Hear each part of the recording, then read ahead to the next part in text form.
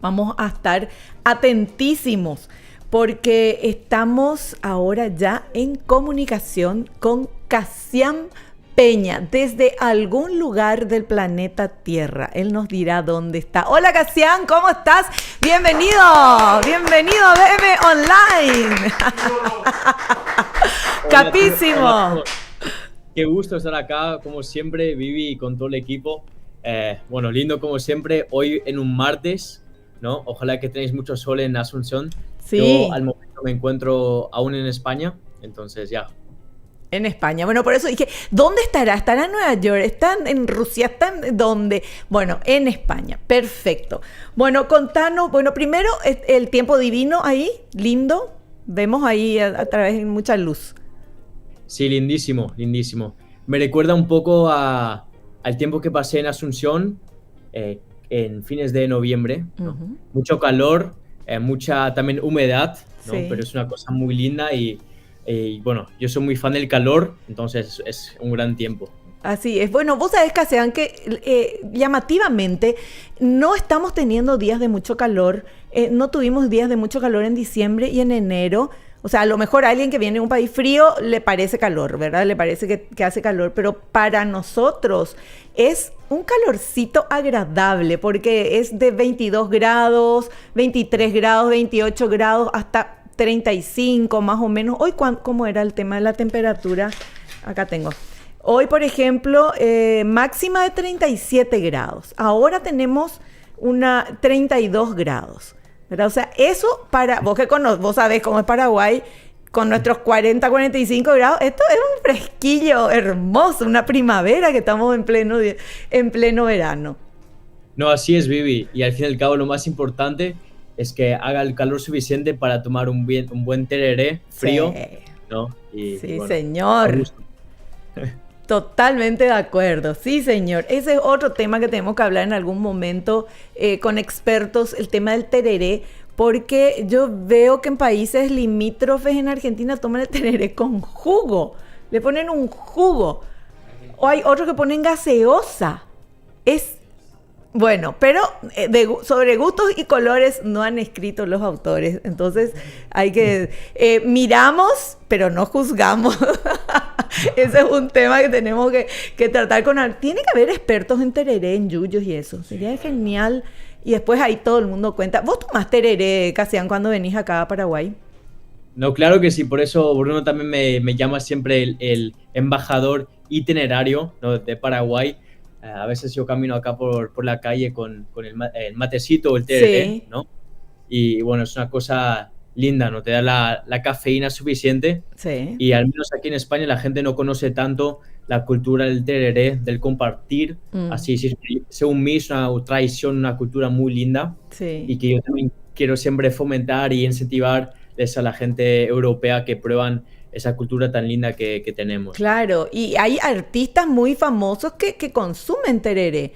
Madonna, por ejemplo, ella misma dijo, después, bueno, decime que Marc Anthony ahora, gracias a su esposa paraguaya, pero no sé quién más, pero no me viene a la cabeza ahora al recuerdo, pero sé que hay... No, al fin y al cabo, lo más importante es ya que desde joven se inicia, ¿no?, con el tereré, y yo creo el hecho que muchos futbolistas muy buenos, si es Messi o jugadores de Argentina, sí, ¿no?, que son los mejores del mundo, así, ellos toman tereré. Yo creo que muchos jóvenes también cuando ven eso les incentiva a probarlo quizá. Así mismo. Hay un video que se hizo viral ahora de Messi con un mate, ¿verdad? Porque también ellos toman mate aunque sea caliente, aunque increíble, aunque haga calor. La gente que toma mate caliente a la hora que sea, con la temperatura que sea, pero él con una bermuda de baño caminando en la piscina, en la parte playita, y estaba caminando, y eso sí viralizó,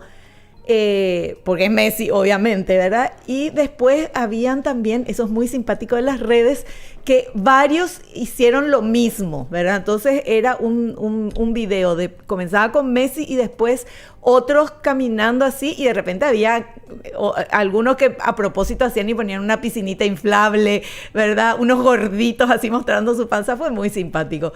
Pero todo es alrededor de la yerba mate, que sea en tereré, o sea, en mate es la yerba mate que es de origen paraguayo.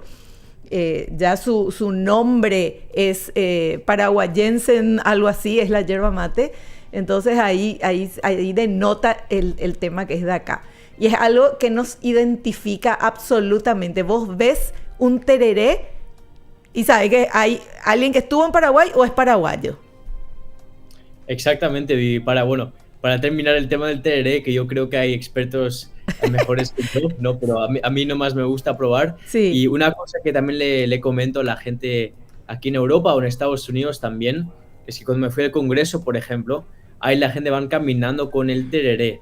Y quizá para un paraguayo es una cosa normal, pero para uno que viene de afuera, seguramente que va a ser un shock gigantesco para ellos, sí, porque no hay ninguna otra así, sí, cultura donde uno transporta un líquido de cierto. tanta cantidad de una parte a otra caminando. Es increíble Sí, eso. en el termo grande, cuantos más litros, mejor. Tenés razón, tal cual. Llama mucho a nosotros ya no, pero a quien viene de repente le llama la atención. Es como que, no sé, que los asiáticos vayan con su tacita de té y su tetera, ¿verdad? O qué sé yo, no es común, solamente acá.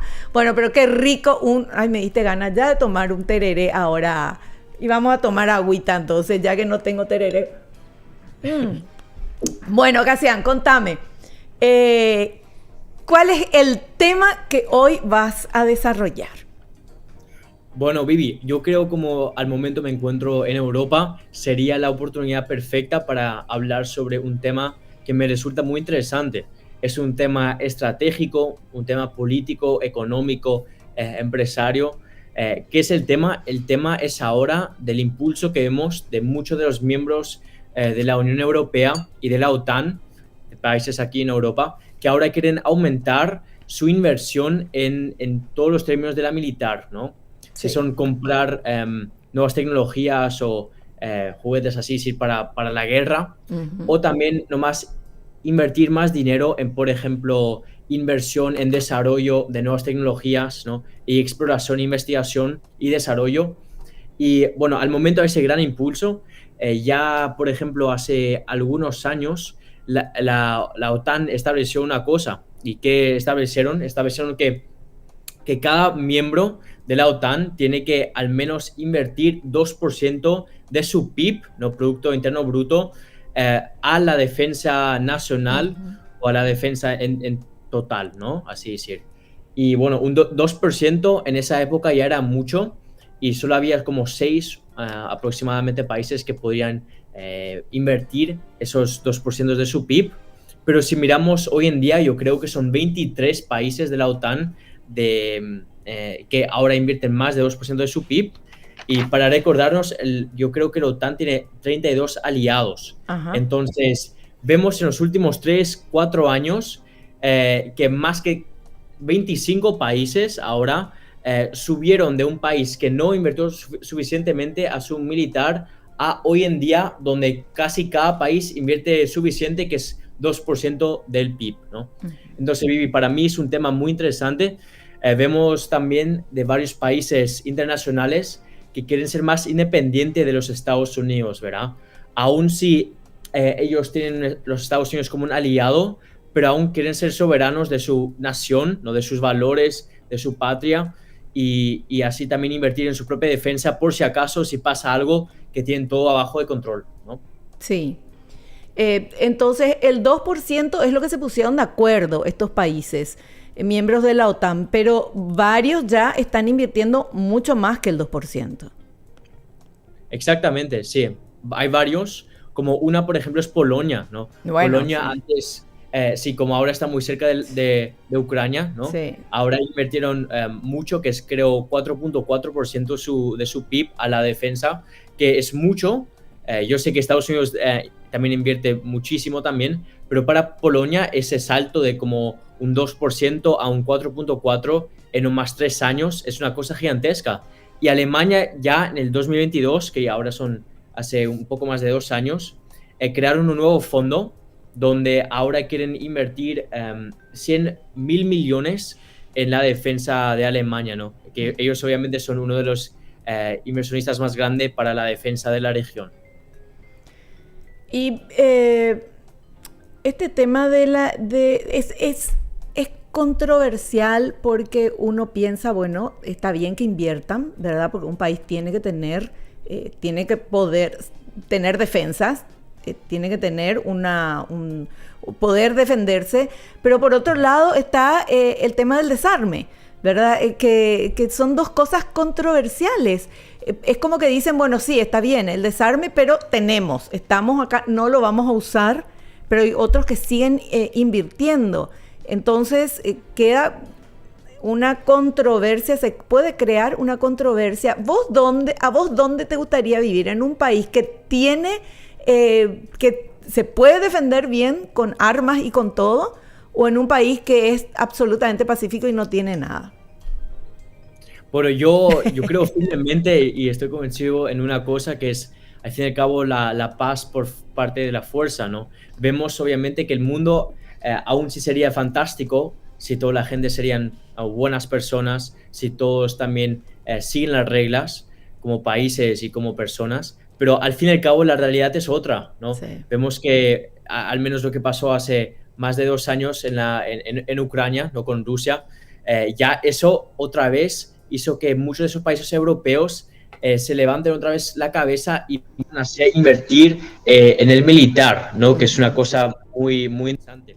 Y antes ellos también pensaban un poco como lo que destacaste vos, Vivi, que un poco una forma más pacifista, una forma de crear paz por unas alianzas como con Estados Unidos Sí. y con Alemania, con países ya más grandes establecidos.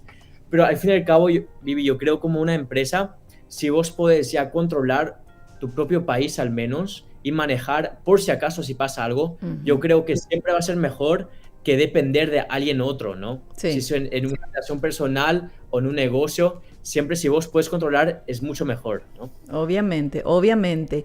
Estoy viendo que en Paraguay invirtió 500 millones, anuncia una inversión de 500 millones de dólares en Fuerzas Armadas.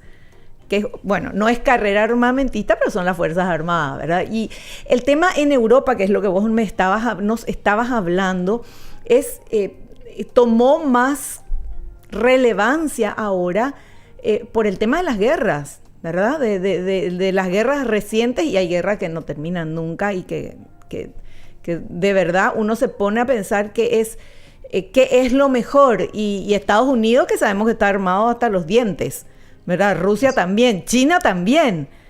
Entonces, lo que nos queda a nosotros que estamos acá abajito en el sur es decir, bueno, no se van a olvidar de nosotros, que estamos fuera del foco del conflicto, pero somos todos al final. No, así es. Yo creo que al menos Paraguay está en una buena posición, ¿no? Pero al fin y al cabo uno no sabe qué va a ser la otra nación que quizá Claro. no tiene la misma filosofía política y quizá al momento un país y un otro país tienen una alianza, ¿no? Pero ¿qué pasa ahora si entra una persona con una filosofía distinta, que es una filosofía extrema, así decir, y rompe esa alianza y ahora quizá uno no sabe, pero podría causar un conflicto, ¿no? Y por eso siempre es mejor controlar la situación, al menos invertir lo suficiente, que al menos lo que comentó Tan son el 2%, y quizá lo quieren aumentar al 2.5 o al 3%, para al menos asegurarse que todo vaya bastante ok o bien, ¿no? Sí. Pero aún vemos como España aún sigue muy detrás, ellos solo invierten como 1.3% de su PIB, entonces hay que mirar y también obviamente no olvidarse de invertir en cosas muy importantes como la salud, la educación y todo lo que tiene que ver, ¿no? Claro. Que eso al fin y al cabo es sumamente importante, pero en tiempos de guerra eso lo malo es que ya se olvida de la salud y la educación. Entonces, para asegurarse de todos los casos, es mejor tener un militar fuerte, pase lo que pase, y al mismo tiempo invertir en la salud, la educación y todos los sectores Sí. muy importantes. Bueno, en Europa lo que pasó que después del colapso de la Unión Soviética, bajaron los presupuestos de defensa, se recortaron durante décadas. Pero ¿qué pasa? Se reavivó todo esto con la guerra de Ucrania y entonces los esfuerzos de Europa ahora en general por aumentar su capacidad de producción militar y porque estaban con sus arsenales prácticamente vacíos. O sea, se estaba en una paz, entre comillas, ¿verdad? Y después surgen estas guerras. Y entonces dice, bueno, me está tocando muy de cerca y comienza esta carrera armamentista de vuelta. Los retos para Europa son más que el dinero, que es importante, tiene muchos obstáculos a nivel político y logístico también para esto, ¿verdad? No es que cualquier país puede decir, bueno, de una y primeras vamos a armarnos de esta manera o el presupuesto. Eso se define, se decide. No es una persona nada más que puede hacerlo. Exactamente, y como Europa tiene una posición, hay tantos países más pequeños también, es sumamente importante que forman esas alianzas, ¿no? Y por eso, si es en el mundo de los negocios o en la política, vemos que el mercado europeo es muy fragmentado. Hay países chicos de 3 4 millones y otros países como Alemania con 80 y pico millones, ¿no? Y por eso crear esas alianzas es muy importante con la OTAN, con la Unión Europea. Y también te quería comentar una cosa que para mí Vivi, es una cosa interesante para analizar a Sí, largo plazo, que es una cosa que es la investigación y desarrollo, ¿no? Vemos que los últimos años los Estados Unidos era el líder siempre de las investigaciones y desarrollo, si son en tecnologías como la inteligencia artificial o todos los nuevos innovaciones que también hablamos la semana pasada con las ciencias, como con el espacio y todo, ¿no? Siempre son el líder. Pero ahora quizá podría crear una nueva oportunidad para que Europa y los distintos países puedan invertir más en el desarrollo y en las investigaciones para ver quizá si pueden ser el líder ahora pronto en los próximos 5 o 10 años en la innovación, ¿no? Que si vemos los últimos 5 años, Europa se estancó mucho ya desde pre-pandemia porque ellos no innovan, ¿no? Yo siempre le digo a Bruno, Europa regula, ¿no? Entonces, Europa siempre lo que hace es prueban meter más y más regulaciones, mientras que Estados Unidos innova, ¿no? sí. Y por eso, obviamente, es importante un medio de innovación y un medio de regulación, pero quizá va a ser eso como una consecuencia positiva para la región. Y, y también un dato interesante es que en toda Europa hay 500.000 personas empleados por el sector militar, ¿no? Y quizá ahora por el crecimiento del sector van a aumentar 100.000 más a 600.000 y eso ya nos destaca y nos enseña el crecimiento muy grande que vemos en esta industria militar, si buena o si por mala, pero yo creo que era interesante comentarte, Vivi.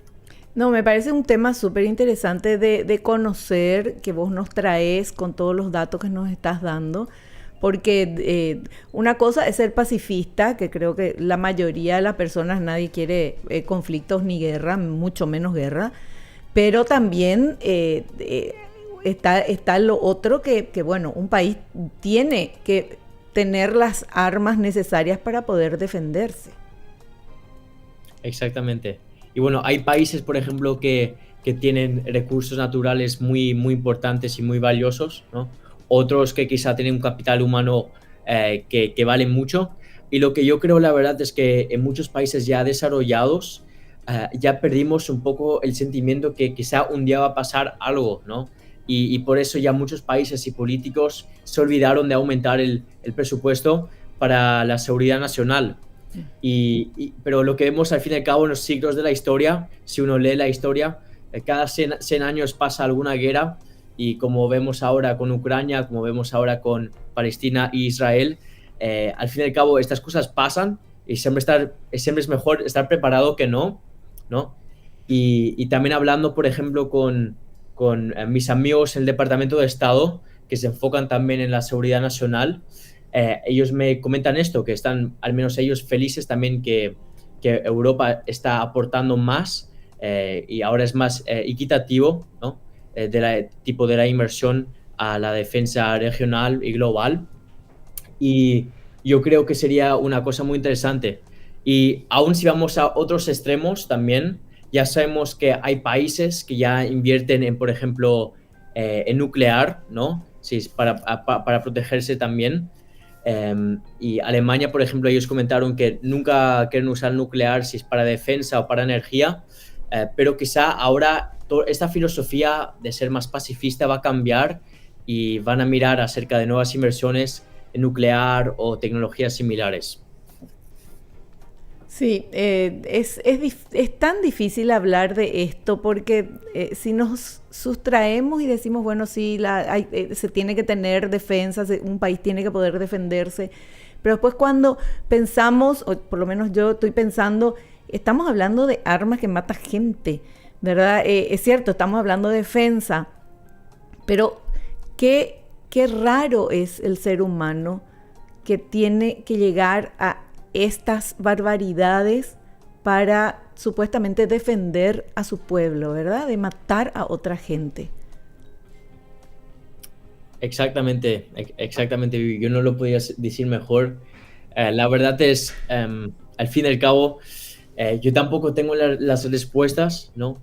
Pero saber Claro. nomás que yo también hablé con, por ejemplo, unos políticos del Bundestag, que es como el Congreso alemán. Ellos me comentaron ahora también que van a pasar mucho más legislaciones para la propia defensa de su país y bueno, así incrementar. Yo creo la filosofía va cambiando y vemos más y más que el público general aquí en Europa también se enfocan en eso, miran a políticos que se enfocan en un militar fuerte o al menos de forma suficiente para sostener su país. Y ese cambio para mí nomás resulta como algo interesante para analizar. Claro, claro, porque un ciudadano se siente más seguro si sabe que su país tiene cómo defenderse, ¿verdad? O sea, realmente esa es la realidad.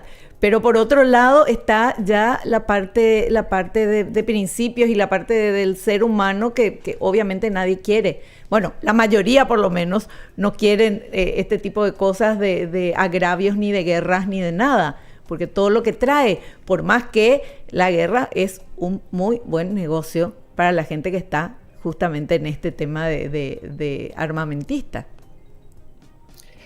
Así es, y hay obviamente siempre muy grandes empresas que benefician de toda esta nueva inversión, ¿no? Si son empresas alemanas también que crean, por ejemplo, tanques, por ejemplo. Uh-huh. Pero bueno, al menos yo creo, si la OTAN ahora, para concluir todo, pueden mantener ese 2%, que yo no creo que es un aumento de cómo era en la historia, nomás es ahora volver a un normal. Ajá. Entonces, yo creo que no hay que no hay que asustarse de todo lo que está pasando, Sí. ni de nada más, nada menos. Nomás es saber que Europa estaban disminuyendo su inversión en la defensa y ahora van a volver al normal, que es aproximadamente del 2% del PIB, y con eso ya pueden estar más controlada la situación y no depender demasiado de los Estados Unidos, que es una gran cosa para la Claro. autosuficiencia, ¿no? Claro, o sea, disminuyeron el porcentaje de dinero que utilizaban para para las armas, para la defensa. Luego Ujú. de todo este tema de la guerra de Ucrania y todo, se despertaron y dijeron, no, tenemos. Y entonces ahí volvieron, no es que aumentaron, pero volvieron a lo que era, que es el 2%. Es así. Exactamente, Ujú. exactamente es así, Vivi, exactamente. Y bueno, si Manuel, por ejemplo, tiene la oportunidad de meter una imagen que yo le compartí, donde Sí. también ahí lo puedes ver que enseña, por ejemplo, la inversión de los miembros de la OTAN a la defensa nacional. Y si puedes ver la imagen, si él lo puede compartir, ahí vemos que los países que Ahí ahora están está. invirtiendo más y más y los países que están invirtiendo menos. Ujú. A ver, vamos a ver. Ahí Es está. esa, sí. Ahí se puede ver, por ejemplo, como los Estados Unidos y como Grecia, Estonia, Polandia, Alemania, ahora que incrementaron ese porcentaje de su PIB a la defensa nacional. El gris en esa imagen es lo que gastaron de porcentaje en 2021 y ahora el azul es lo que gastan en 2024, no más 3 años de distancia, pero ya nos enseña que hay ese aumento increíble, claro, a la defensa nacional. Y ahí donde hay la línea en el medio, que es el 2%, ahí es donde la OTAN, o la NATO en inglés, es como su guía de decir, acá estamos mejor. Ya. Ahora con esto, bueno, para eso sirven los gráficos, para graficar muy claramente lo que estabas diciendo. Ahí se ve muy, pero muy bien. Lo azul es lo que es ahora. Exactamente. Y la línea del medio es el 2%. Exactamente. Fantástico, fantástico. Bueno. Y bueno, ¿qué vamos a hacer, verdad? ¿Qué vamos a hacer? A mí me encantaría que las guerras se definan con los que van a la guerra, o sea, los que proponen ir a la guerra, que ellos sean los que peleen y no manden a los soldados. Pero bueno, eso es un pensamiento mágico mío. Cassian, un gustazo hablar contigo. Este tema que nos trajiste que nos deja pensando. Es interesante tener todos estos datos y como siempre, muchísimas gracias por tu tiempo y por todo lo que nos comentás y nos enseñás. Gracias, Cassian. No, muchas gracias, Vivi, a ti también, y también para los paraguayos o para los sudamericanos, los latinos. Yo creo que es sumamente también relevante para ellos no más ver como una región entera en unos años ya puede cambiar su mentalidad a la defensa nacional o a diferentes temas, ¿no? Que al fin y al cabo la mente humana se va cambiando y se va adaptando y reformando siempre, y así, ¿no? Siempre seguimos adelante. Y bueno, un tema yo creo muy interesante también para seguir cómo va a evolucionar en los próximos años. Y bueno, para ahora, muchas gracias, Vivi, y sería un placer hablar contigo la próxima semana. Así mismo, muchísimas gracias, Cassian, que pases bien y nos vemos la próxima semana si Dios quiere. A ti también. Gracias. Chao, chao. Bueno, estuvimos hablando con Cassian Peña. Qué tema, ¿eh? Porque de repente vos decís, no, obvio, quiero estar en un país que que se sepa defender, que me tengan miedo. Y después decís, no. Bueno, yo no soy vos, yo digo eso, ¿verdad? Yo pienso. Después no, yo soy pacifista. O sea, ¿qué diría Gandhi de esta conversación nuestra, verdad? Pero es la misma cosa de la aportación de armas o de que todo el mundo pueda comprar armas para defenderse. ¿Y qué pasa? Hay gente que dice, no, prefiero no tener armas. Pero ¿qué pasa si viene alguien y te ataca? Bueno, son llevadas a la máxima potencia, obviamente, lo que estábamos hablando de los países, que obviamente tienen que tener manera de defenderse, pero esta carrera armamentista también muchas veces va muy rápido y es muy peligroso. Y sobre todo, lo peligroso no es tener las armas ni la manera de defenderse. Lo peligroso es cuando hay locos que están en el poder y que en cualquier momento pueden dar esa orden. Eso es lo peligroso. Por eso que es importante la educación, la salud y la salud mental.